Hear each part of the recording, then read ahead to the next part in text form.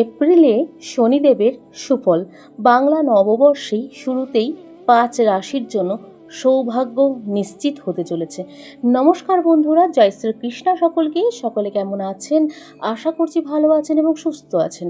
আপনারা দেখছেন দৈনিক রাশিফল এবং টোটকার ইউটিউব চ্যানেলের পক্ষ থেকে সকলকে আরও একটি ভিডিওতে স্বাগতম জানিয়ে একটি নতুন ভিডিও আপনাদের সামনে তুলে ধরার চেষ্টা করছি। এবং আজকের ভিডিওর বিষয়বস্তুটি কিন্তু রয়েছে শনিদেবকে কেন্দ্র করে। তো শনিদেবের এই বিশেষ ভিডিওটি অত্যন্ত গুরুত্বপূর্ণ হতে চলেছে 5টি রাশির জাতক জাতিকাদের জন্য।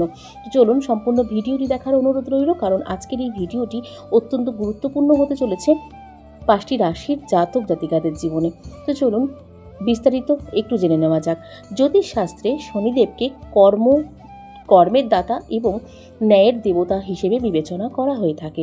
যখনই শনিদেব তার অবস্থান পরিবর্তন করেন, তা দেশ, বিশ্ব এবং সমস্ত জায়গা থেকে অর্থাৎ 12টি রাশির উপরে গভীর প্রভাব কিন্তু ফেলে থাকে।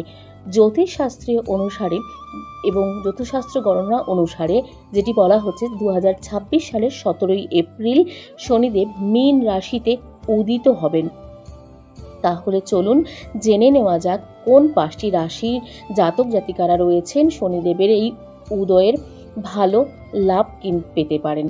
কোন 5টি রাশির জন্য শনির উদয় শুভ হতে চলেছে। বৈদিক জ্যোতিষশাস্ত্র অনুসারে যখন কোনো গ্রহ তার অস্তগামী অবস্থা থেকে উদিত হয়ে থাকে, তখন তার চেতনা এবং শক্তি ফিরে আসতে শুরু করে। শনির উদয় এবং আশীর্বাদ স্বরূপ কিন্তু হয়ে থাকে, বিশেষ করে তাদের জন্য যারা কিছু কাল ধরে মানসিক এবং আর্থিক চাপে ভুগছেন। 2026 সালের 17ই এপ্রিল শনিদেবের উদয়ের ফলে কোন 5টি রাশি সুফল পাবেন চলুন দেখে নেওয়া যাক। প্রথমত যে রাশিটি রয়েছে সেটি হচ্ছে বৃষ রাশি। বৃষ রাশির জাতক জাতিকাদের জন্য শনিদেবের এই উদয় আশীর্বাদের চেয়েও কিন্তু কম কিছু হবে না। দীর্ঘদিনের আটকে থাকা পদোন্নতি পাওয়ার সম্ভাবনা রয়েছে। আয়ের নতুন উৎস উন্মোচিত হতে পারে। পুরনো বিনিয়োগ থেকে উল্লেখযোগ্য মুনাফা আসতে পারে। পৈতৃক সম্পত্তি সংক্রান্ত বিবাদের সমাধান হওয়ার সম্ভাবনা রয়েছে। এবং মীন রাশিতে এই প্রবেশের ক্ষেত্রে বা প্রবেশের ফলে বৃষ রাশির জাতক জাতিকাদের জন্য কিন্তু অনেকটাই সুফল নিয়ে আসছে শনিদেব। এরপরে যে রাশিটি রয়েছে দ্বিতীয়, সেই রাশিটি হচ্ছে মিথুন রাশি। মিথুন রাশির জাতক জাতিকাদের জন্য শনি 10ম ঘরে রয়েছে, অর্থাৎ কর্মের ঘরে উদিত হবে এবং কর্মের ঘরে উদিত হয়ে রয়েছে। ব্যবসা প্রসারের নতুন সুযোগ কিন্তু সৃষ্টি হবে। বৈদেশিক যোগাযোগ লাভজনক কিন্তু হবে বলেও মনে করা হচ্ছে। যারা সরকারি চাকরির জন্য প্রস্তুতি নিচ্ছেন, তারা কিছু সুসংবাদ পেতে পারেন। সমাজে ও কর্মক্ষেত্রে আপনার সুনাম কিন্তু বৃদ্ধি পেতে পারে। এরপরে যে রাশিটি রয়েছে সেটি হচ্ছে ধনু রাশি। ধনু রাশির জাতক জাতিকাদের জন্য শনির এই উদয়মান এবং শনির এই উদয় বিষয়টি আরাম ও বিলাসিতা বৃদ্ধি কিন্তু করবে। এই সময়ে নতুন বাড়ি ও গাড়ি কেনার স্বপ্ন সত্যি হতে পারে। বাড়িতে শুভ ঘটনা ঘটতে পারে এবং ঘটার সম্ভাবনাও রয়েছে প্রবল পরিমাণে। মানসিক চাপ কমবে এবং আপনি আরও উদ্যমী কিন্তু বোধ করতে পারবেন। এরপর যে রাশিটি রয়েছে 3 নম্বর, সেটি হচ্ছে মকর রাশি। মকর রাশি জাতক জাতিকাদের ক্ষেত্রে, যেহেতু মকর রাশি শনিদেবেরই রাশি, সেই ক্ষেত্রে মকর রাশির জাতক জাতিকাদের ক্ষেত্রে তাই এই উদয়মানটি আপনার আত্মবিশ্বাস বাড়িয়ে তুলবে। গত 2.5 বছর ধরে আপনি যে কঠোর পরিশ্রম করে আসছেন, তা এখন ফলস্বরূপ কিন্তু আপনার হাতে শুরু করতে পারবেন এবং ফলস্বরূপ আপনার হাতে কিন্তু সেটি চলে আসবে। আপনি এমন কঠিন সিদ্ধান্ত নিতে সক্ষম হবেন যা ভবিষ্যতে উপকারী প্রমাণিত হবে।